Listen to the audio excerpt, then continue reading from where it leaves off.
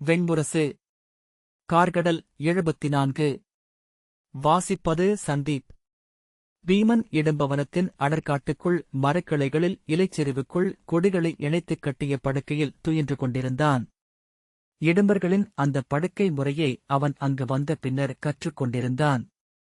ஓர் எடைமிக்க மானுடன் கொடிகளில் துயில்வதற்கு 8 மெல்லிய கொடிகளின் இணைப்பே போதுமென்பது முதலில் அவனுக்கு திகைப்பாக இருந்தது. அதில் படுத்தால் சற்று நேரத்திலேயே உடல் வலி கொள்ளத் தொடங்குமென்று அவன் எண்ணினான். முதல் முறையாக அந்த கொடிப்படுக்கையை அவனுக்காக அமைத்த இடும்பனாகிய கிருசன் பெரிய பற்களைக் காட்டி, "படுத்துக் கொள்ளுங்கள் மானுடரே" என்றான். பீமன் தயங்க அதில் எப்படி படுப்பது என்று அவன் காட்டினான். உடம்பில் 8 பகுதிகளில் அந்த கொடி முடிச்சுகள் அமையும்படி வைத்து அவன் படுத்தான். தொட்டிலில் படுத்திருக்கும் பேருரு கொண்ட குழந்தை போல் தோன்றினான். அந்த முடிச்சுகள் உடலில் இருந்து இடம் பெயராதபடி அவற்றை உடலின் அப்பகுதியுடன் தளர்வாக கட்டிக்கொண்டான். பின்னர் கைகளையும் கால்களையும் உதைத்தும் புரண்டும் அது எவ்வகையிலும் இடம்பெயராது என்பதை பீமனுக்கு காட்டினான். "எண்கணுக்கள் என இவற்றை சொல்வோம் மானுடரே. 8 கணுக்களுக்கு இடையே உள்ள உடலின் எடை முற்றாகவே நிகரானது" என்றான். பீமன் அக்கொடிப்படுக்கையில் படுத்துக் கொண்டதும் இடும்பனே முடிச்சுகளை அவன் கைகளிலும் கால்களிலும் கட்டினான். எடைமிக்க உடலானதால் எப்போதும் அவன் உடலில் விழுவதைப் பற்றிய எச்சரிக்கை இருந்து கொண்டிருக்கும். ஆகவே அவன் தசைகள் விதிர்த்தன. ஆனால் நீட்டிப் படுத்ததும் எடையற்று நீரில் மிதந்து கொண்டிருப்பது போன்ற உணர்வை பீமன் அடைந்தான். சற்று நேரத்திலேயே அந்த முடிச்சுகள் அழுத்தத் தொடங்கி குருதியோட்டம் தடைப்பட்டு உடல் வலி கொள்ளுமென்று எதிர்பார்த்தான். ஆனால் இடும்பன் அவ்வுடலின் அமைப்பை கூர்ந்து கருதி சில கொடிகளை தளர்த்தி சில கொடிகளை இறுக்கி சரியாக அதை பொருத்திய பின் புன்னகையுடன் "துயில்க" என்று கூறி கிளைகளை கடந்து சென்றான். மிதந்து கிடப்பதே துயிலை உருவாக்கியது. மேலும் மேலும் அழுந்தி தனக்குள் புகச் செய்தது. தன்னுள்ளே நிறைந்திருந்த குருதி ஒவ்வொரு குமிழியாக கீழிறங்கி அமைய உள்ளம் விசையிழந்து அமைதியான ஒழுக்காக ஆவதை அவன் உணர்ந்தான். ஒன்றுடன் ஒன்று முட்டி வெப்பம் கொண்ட அகச்சொற்கள் பிரிந்து தனித்தனியாக மாறின. ஒவ்வொரு சொல்லும் தனித்தபோது முற்றிலும் பொருளிழந்தன. ஏனோ உலோகம் எனும் சொல் எஞ்சியிருந்தது. அது தனக்கு எவ்வகையில் பொருள் கொள்கிறது என்று அவன் வியந்தான். உலோகம் உலோகம் என ஓடிக்கொண்டிருந்து மயங்கியது அகம். பின்னர் விழித்துக் கொண்டபோது நெடுநேரம் ஆகிவிட்டிருந்தது. எழ முயன்றபோதுதான் தன் உடல் கொடிகளில் கட்டப்பட்டிருப்பதை, தரையிலிருந்து மிக உயரத்தில் தழைக்குள் கொடிப்படுக்கையில் படுத்திருப்பதை உணர்ந்தான். நெடும்பொழுது ஆகியிருந்தாலும் அவன் உடல் எவ்வகையிலும் வலி கொண்டதாக இருக்கவில்லை. காற்றில் மிதப்பது போல. அதன்பின் இப்போதும் அவன் கொடிச்சேக்கையில் தூங்குவதையே வழக்கமாக்கிக் கொண்டான். அவன் கைகளில் எப்போதும் கொடிச்சேக்கை நுண்வடிவிலிருந்தது. அவன் அமைக்கும் கொடிச்சேக்கை அவன் உடலுக்கு மிகச் சரியாக பொருந்தியது. "எப்படி நீங்கள் அவ்வாறு மரக்கிளைகளுக்கு மேல் துயில்கிறீர்கள்?" என்று சகதேவன் ஒருமுறை கேட்டான். "மண்ணில் துயில்கையில் என் உடலின் எடை ஏதேனும் உறுப்புகளை உறுத்துகிறது. கீழே ஒரு கல் இருப்பினும் கூட அது தசைக்குள் புக முயல்கிறது. கிளைகளுக்குள் 8 கைகளால் தாங்கப்பட்டவனாக நான் விண்ணில் துயில்கிறேன். உடலின் எடையை 8ஆக பகுத்துவிடுகின்றன அச்சரடுகள்" என்று அவன் சொன்னான். பின்னர் சகதேவனின் தோளில் ஓங்கி அரைந்து நகைத்து, "தூங்குதல் என்றால் அதுதான். மண்ணில் படுத்திருப்பதை துஞ்சுதல் என சொல்கிறார்கள்" என்றான். அவன் தன் அறைக்குள் கூட கொடிகளால் மஞ்சம் அமைத்திருந்தான்.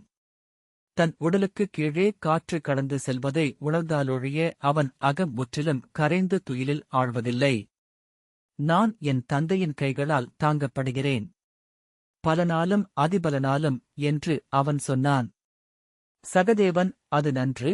பேரிடைகளை தாங்க காற்றால் மட்டுமே இயலும்" என்றான். மரக்கிளைகளினூடாக கடோத்கஜன் வரும் ஓசையை பீமன் கேட்டான். "தந்தையே" என்று கூவியபடி பறந்து வந்து அவன் நெஞ்சின் மேல் விழுந்தான் கடோத்கஜன். எழுந்து அவன் வயிற்றின் மேல் அமர்ந்து, "நான் பறந்து வந்தேன். அங்கிருந்து பறந்து வந்தேன்" என்றான். கைசுட்டி உள்ளம் விம்மி விம்மி எழ, "அங்கிருந்து பறந்தேன்" என்றான். "ஆம், தெரிகிறது" என்று சொல்லி அவனுடைய மயிரற்ற பெரிய தலையை கைகளால் வருடிய பின், "வருக" என கை நீட்டி அழைத்தான். கடோத்கஜன் தன் பெரிய தலையை அவன் மார்பில் வைத்துக் கொண்டான். அவனுடைய உந்திய உதடுகளிலிருந்து எப்பொழுதும் சற்று வாய்நீர் கசிந்து மார்பில் விழுந்திருக்கும். அந்த ஈரத்துடன் அவனை புல்கிய போது எப்போதும் எழும் உளக்கனிவை பீமன் அடைந்தான். அவன் தலையை வருடியபடி, முத்தம் கொடு, தந்தைக்கு முத்தம் கொடு என்றான். மாட்டேன் என்று கடோத்கஜன் சொன்னான். ஏன் என்றான் பீமன். நீங்கள் என்னை வானத்திற்கு கொண்டு போவதாக சொன்னீர்கள். அங்கே முகில்களில் தாவி ஓடலாமென்று சொன்னீர்கள் என்றான் கடோத்கஜன். எப்போது என்று பீமன் கேட்டான். நேற்று என்று கடோத்கஜன் சொன்னான். இறந்த காலம் அனைத்தும் அவனுக்கு நேற்று என்பதனால் பீமன் சிரித்து, நான் எப்போது கூட்டிச் செல்வதாக உன்னிடம் சொன்னேன் என்றான். நாளை என்றான் கடோத்கஜன். நாளைதானே?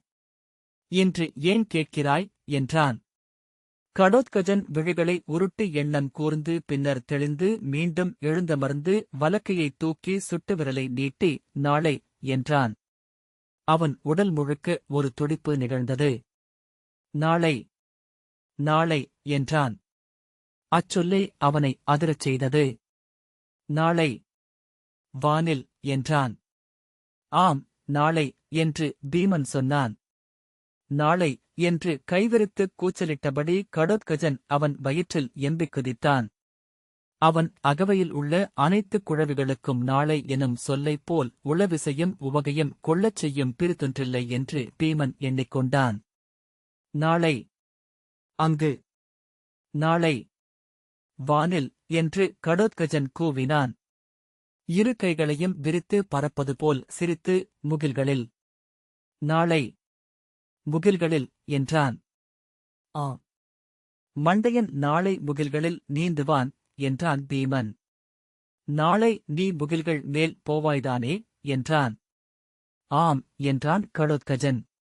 அப்படி என்றால் எனக்கொரு முத்தம் கொடு என்றான் பீமன். சரி என அவன் வாயைத் துடைத்தான். இல்லை, இல்லை, ஈரமுத்தம் என்றான் பீமன். கடோத்கஜன் சிரித்தபோது மீண்டும் வாய் சொட்டியது. அவன் பீமனின் மார்பில் கையூன்றி தன் ஈரமான உதடுகளால் பீமனின் கன்னங்களில் முத்தம் அளித்தான். பீமனின் உடல் மெய்ப்பு கொண்டது. கடோத்கஜனை தன் இரு கைகளாலும் புல்கி அவன் கன்னங்களிலும் மயிரற்ற கலமண்டையிலும் வெறிகொண்டு முத்தமிட்டான். விழித்துக் கொண்டபோதுதான் பீமன் புறவியிலேயேதான் இருப்பதை உணர்ந்தான். அரைத்துயிலில் உடல் சற்றே எடை மிகுந்து கடிவாளத்துடன் சரிந்திருந்தது. இளவரசே என்று அவன் அருகே சென்ற ஏவலன் அழைத்தான். நெடுங்கால பயிற்சியினால் அவன் உடல் புறவி மீதிருந்து சரியவில்லை. கண்களைக் கொட்டி உடம்பை இறுக்கித் தளர்த்தி, ஆம் என்றான் பீமன். இவ்விடம்தான் என்று ஏவலன் சுட்டிக்காட்டினான். பீமன் நெஞ்சில் பேரிடை ஒன்று வந்து அறைந்தது போல் உணர்ந்து, ஒரு கணம் செயலற்று, பின்னர் அகம் கலைந்தெழ, கைகால்கள் நடுக்குற, உடலில் வியர்வை எழுந்து வெப்பமாக பரவி உடனே குளிர்ந்து மூச்சு இறுகி நின்றிருக்க அந்நிலத்தை பார்த்தான். தரையெங்கும் பல்லாயிரம் நாகங்கள் நெளிந்து அகல்வதைக் கண்டான். நாகங்கள் என்றான்.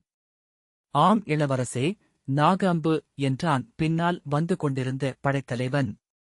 அவன் உள்ளம் அதை பொருள் கொள்ளவில்லை.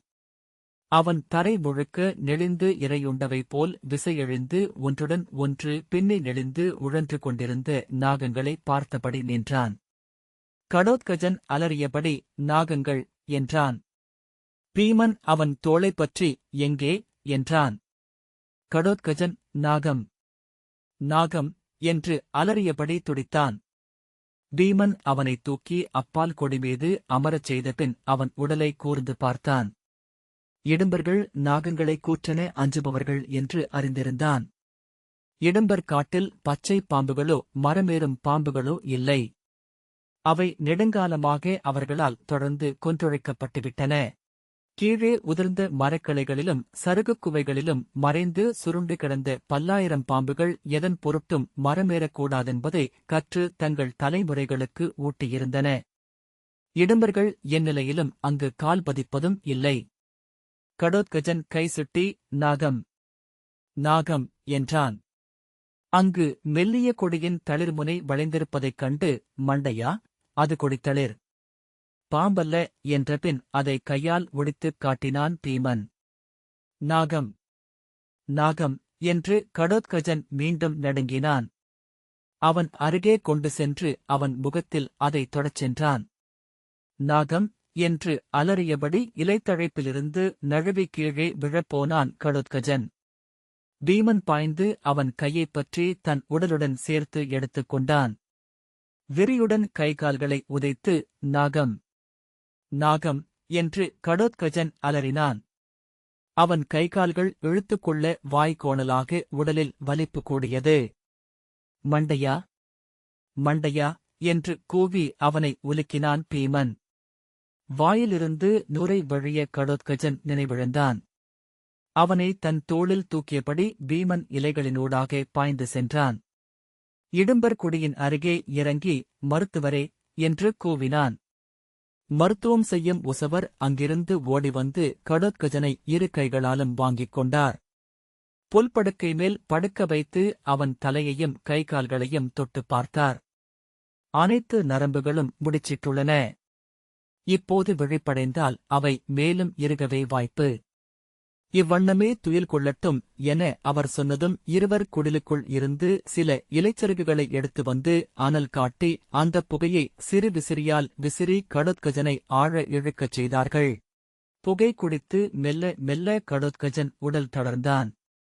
இறுகப் பற்றியிருந்த கைகளில் விரல்கள் ஒவ்வொன்றாக விடுபட்டன.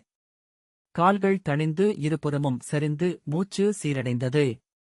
மயக்கத்திலும் வலிப்பு கொண்டு இறுகியிருந்த முகத்தசைகள் நிகழலாயின. துயிலட்டும் என்று மருத்துவர் சொன்னார்.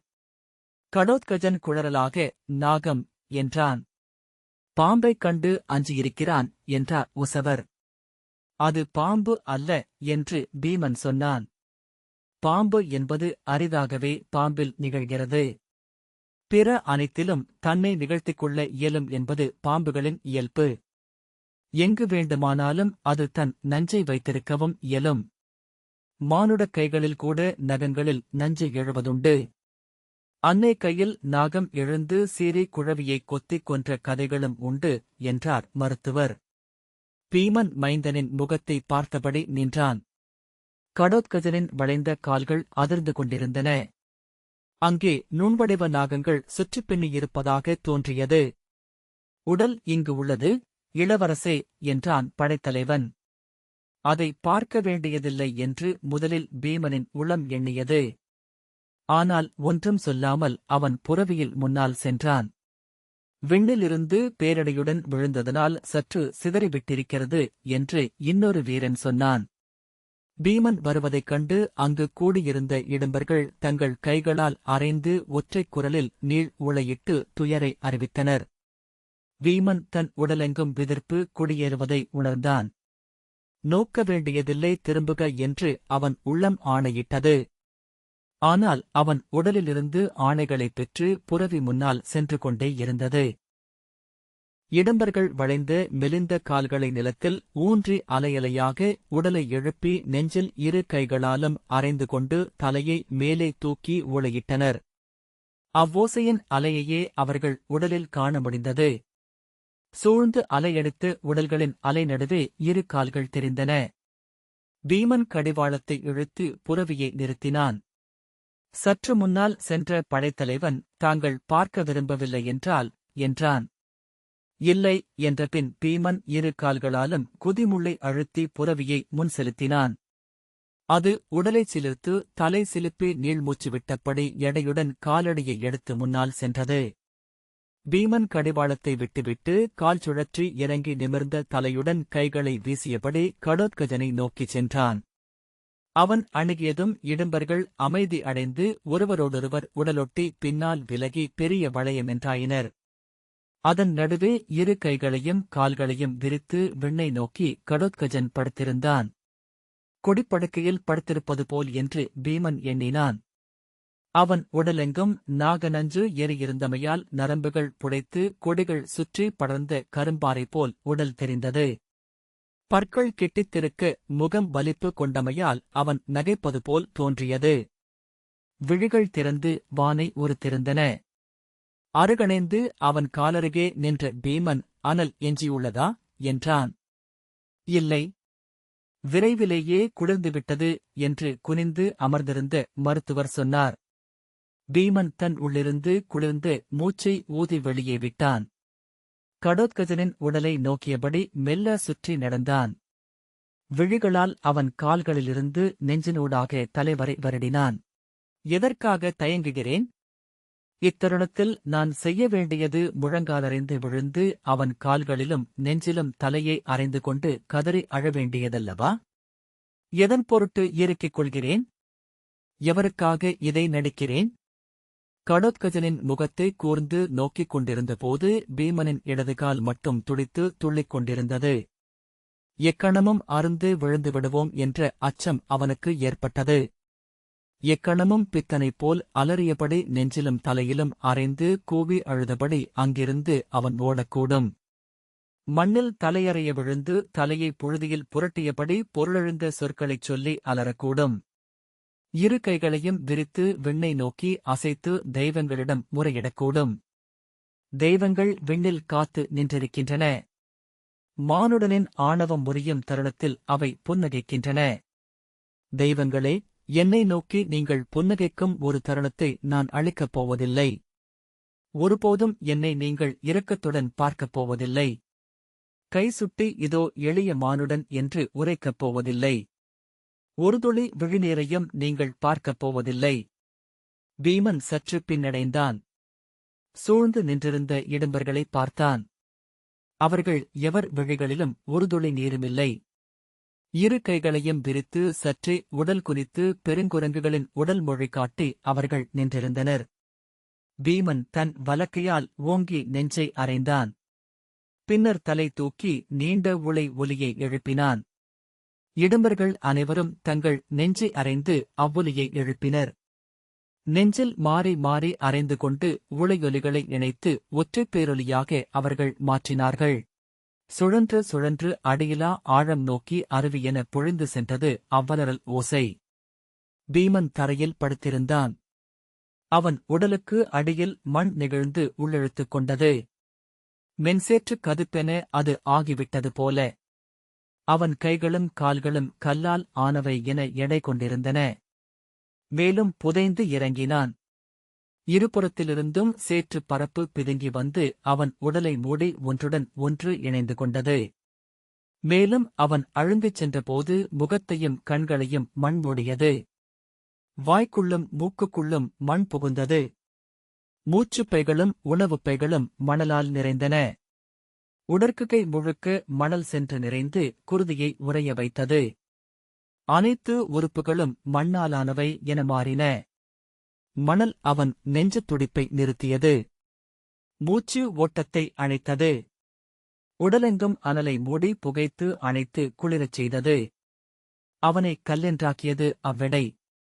மீண்டும் மீண்டும் மண்ணில் ஆழ புதைந்து சென்று கொண்டிருந்தான். மணலுக்கும் அவனுக்குமிடையே ஒரு சிறு தன்னுணர்வின் இடைவெளி மட்டுமே இருந்தது. மண்ணுக்கடியில் குளிராக இருந்தது. மெல்லிய புழுக்கள் அவன் உடலை நோக்கி நீண்டு வந்தன. சிவந்த குழவியின் விரல்கள் போன்ற புழுக்கள். அவை அவனை குளிரக் குளிரத் தொட்டன. பல்லாயிரம் தொடுகைகள். முலை தேடும் குழவிகளின் அழைப்புகள். அவன் மேல் மெல்ல மெல்ல சுற்றி கவ்விக்கொண்டன. அவன் உடலுக்குள் துளைத்திறங்கி ஆழச் சென்று அங்கிருந்த குருதி நனைந்த சேற்றில் கிளை விரித்தன. நெளிந்து நெளிந்து இடைவெளியிலாது ஒன்றையொன்று பற்றிக் கொண்டு அவனை முழுமையாக உண்டன. அவன் உடல் பெரிய வேர்பின்னல் தொகையென்றாகியது. அது மண்ணைத் துளைத்து மேலெழுவதை அவன் பார்த்தான். முளைகள் மேலெழுந்து இலைவிட்டன. தண்டுகள் பருத்து செடிகளாகி கிளை கொண்டு எழுந்தன. மரங்களாகி கிளைகள் ஒன்றையொன்று பின்னி இலைத்தழைப்பு கொண்டு வெயிலில் செறிந்து பரவி சோலையென நின்றிருந்தன. அதன்மேல் குரங்குகள் துள்ளி விளையாடுவதை அவன் நோக்கினான். ஒன்றையொன்று பிடித்து தள்ளியபடி வாய்திறந்து பற்கள் தெரிய கூச்சலிட்டு ஒருவர் மேல் ஒருவர் தாவிப் பற்றியபடி விளையாட்டில் தவறி கீழே விழும் குரங்கை அள்ளி கைப்பற்றி தூக்கி மீண்டும் மேலெழுப்பி ஏளனம் செய்து கூச்சலிட்டபடி அவை களியாடிக் கொண்டிருந்தன. மயிரடர்ந்த பெரிய குரங்கை அவன் பார்த்துக் கொண்டிருந்தான். அது பிற அனைத்து குரங்குகளையும் தூக்கி வானில் வீசியது. துள்ளிப் பாய்ந்து அவற்றின் மேலிறங்கி அவற்றை விளையாட்டாக அடித்து வெற்றி வெற்றி என்று கூச்சலிட்டது. பற்கள் தெரிய இழுத்து வானை நோக்கியபடி இரு கைகளாலும் மார்பை அறைந்து வெற்றி கொண்டாடியது. அவன் விழித்துக் கொண்டபோது பாடி வீட்டிற்கு வெளியே புலரியின் மென்குளிரில் படுத்திருந்தான். அவனருகே மதுக்குடங்களும் அனலணிந்த அகிபீனா கலங்களும் சிதறிக் கிடந்தன. சற்று அப்பால் வேலுடன் காவல் வீரர்கள் அமர்ந்திருந்தனர். வீமன் விண்மீன்கள் நிறைந்த வானையே நோக்கிக் கொண்டிருந்தான். முகில்கள் வானில் நிறைந்திருந்தன. சில பகுதிகளில் வெறும் இருள் மட்டுமே நிறைந்திருந்தது. அவன் உள்ளம் துயர் நிறைந்து அசைவற்று பாறை போலிருந்தது. ஒவ்வொரு எண்ணமும் சிதைந்து விழுந்தது. இத்தருணத்தில் தந்தையர் விழிநீர் விடுவார்களா? பிறிதொருவர் நோக்க அழாதவர்கள் கூட தனிமையில் அழுவார்கள் அல்லவா? என்னால் ஏன் ஒரு துளி விழிநீர் கூட அவனுக்காக சிந்த முடியவில்லை? தொல்லரக்கன் போல் உணர்வுகள் அற்றவனாக ஆகிவிட்டேனா? அல்லது விண்தெய்வங்கள் போல் அனைத்து உணர்வுகளையும் கடந்திருக்கிறேனா? அவ்வெண்ணங்கள் பிறிதொரு ஒழுக்கென்று ஓட அசைவற்ற அவன் உள்ளத்தை சூழ்ந்து பதைத்துக் கொண்டிருந்தன. சொற்கள். குரங்குகள். குரங்குகளைப் பற்றி இறுதியாக எண்ணினேன். நாகம் பற்றி. அந்த நாகம்பு இப்போது எங்கிருக்கிறது? அது அதில் அமைந்த அந்த தொல்லாகம் எங்கிருக்கிறது? அதன் வாழ்நாள் இலக்கு முற்றிலும் பிழைத்துவிட்டது. எங்கு திரும்பிச் செல்லவிருக்கிறான் அவன்? வஞ்சத்துடன் செல்பவன் திரும்பிச் சென்றடைய ஓர் இடம் இங்கு எங்குமில்லை. விண்மீன்களுக்கிடையே அந்த இருளில் ஓர் அசைவென தெரிந்தது. அவன் கூர்ந்து பார்க்கையில் இருளின் முடிவின்மையைக் கண்டான். முகிலசைவா? ஓர வழியால் தன் வலப்பக்கம் ஓர் நகர்வை அவன் கண்டான். யார் என்று பதறிய குரலில் அழைத்தான். அங்கு ஓசையின்றி வந்து நின்றவனை அவன் அடையாளம் கண்டு கொண்டான். பிரிந்தையே என அழைத்தபடி சிறுவனாகிய குண்டாசி அவனருகே அணுகினான். அவனுக்குப் பின்னால் சுஜாதன். பிரிந்தையே, என்னை தூக்கு என அவன் கை நீட்டினான். நீயா என்று பீமன் கேட்டான். அவர்கள் கௌரவ மைந்தர்களான வாசவனும் வக்ரனும் என்று கண்டான். அப்பாலிருந்து கௌரவ மைந்தனாகிய சுராசதன், பிரிந்தையே, இங்கு நிறைய இடமிருக்கிறது. எவ்வளவு தொலைவு வேண்டுமானாலும் ஓட முடியும். இவர்கள் எவராலும் என்னை பிடிக்க முடியாது என்று கூவினான். பொய் சொல்கிறான், பிரிந்தையே என்றபடி சுதமன் அவனுக்குப் பின்னால் வந்து நின்றான். பிரிந்தையே, பிரிந்தையே, பிரிந்தையே என்று சுதமன் சொன்னான். நான் யானையைக் கொன்றேன். பீமன் சிரித்தபடி, யார், நீயா என்றான். அவனுக்குப் பின்னால் நின்ற அவனைவிட சிறியவனாகிய சுகீர்த்தி, ஆமாம் என்று சொன்னான். உதானன், பிரிந்தையே, என்னை யாருமே பிடிக்க முடியாது என அவன் ஆடை பற்றி இழுத்தான்.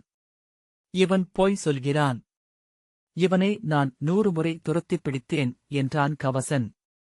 இல்லை, இல்லை என்று அவனை பிடித்துத் தள்ளினான் இன்னொருவன். அவன் பெயர் பீமனுக்கு தெரியவில்லை. பிரிந்தையே, பிரிந்தையே என்று அனைத்து பக்கங்களிலும் ஓசை கேட்டது. கௌரவ மைந்தர்கள் எழுந்து வந்து கொண்டிருந்தனர். அவர்கள் ஒவ்வொரு முகத்தையாகத் தொட்டறிந்தான். ஒவ்வொருவரின் தோள்களையும் கண்களையும் நன்கறிந்திருந்தான். அவர்கள் நடுவே ஒளிரும் பெரிய மண்டையுடன் கடோத்கஜன் நின்றிருந்தான். மீண்டும் சிறுவனாகிவிட்டவன் போல். இங்கே எப்படி வந்தாய் என்றான் பீமன். தந்தையே, நான் இங்கேதான் இருக்கிறேன் என அவன் சொன்னான். அவனருகே லட்சுமணன், துணையாக துருமசேனன். லட்சுமணன், சொன்னால் கேட்க மாட்டார்கள் தந்தையே என்றான். பிரிந்தையே, இவன் எங்களை விட பெரியவன். ஆனால் நாங்கள் அனைவருமாக சேர்ந்து இவனை பிடித்து தூக்கிவிட்டோம் என்றான் சுப்ரஜன். பொய், பொய் சொல்கிறான். என்னை எவரும் பிடிக்கவில்லை என்று கடோத்கஜன் பாய்ந்து அவனை பிடித்துத் தள்ளினான். அவர்கள் அனைவரும் கூச்சலிட்டபடி சிரித்துப் பாய்ந்து அவன் மேல் விழுந்தனர். கரிய உடல்கள் ஒன்றின் மேல் ஒன்று விழுந்து நெளிவுகளாயின. இரு தோள்களில் இருவரை தூக்கியபடி கடோத்கஜன் எழுந்தான்.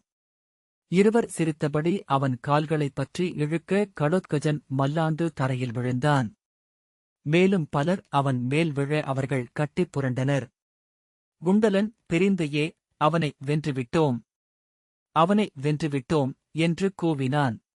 கடோத்கஜன் தன்னை பற்றியிருந்தவர்களை உதிர்க்கும் பொருட்டு திமிரியபடி இரு இடைவெளிகளுக்கு நடுவே ஒளிமிகுந்த பற்களைக் காட்டி நகைத்து, நான் தோற்கவில்லை, இவர்கள் யாரும் என்னை பற்ற முடியாது என்றான். பீமன், விளையாடுங்கள், விளையாடுங்கள் மைந்தர்களே என்றான். ஆனால் அவன் உள்ளிருந்து விம்மல் எழுந்தது. கண்ணீர் பெருகி காதுகளை நனைக்க அவன் பெருங்கேவல்களுடன் அழுது கொண்டிருந்தான். இந்த வாசிப்பை கேட்டதற்கு நன்றி.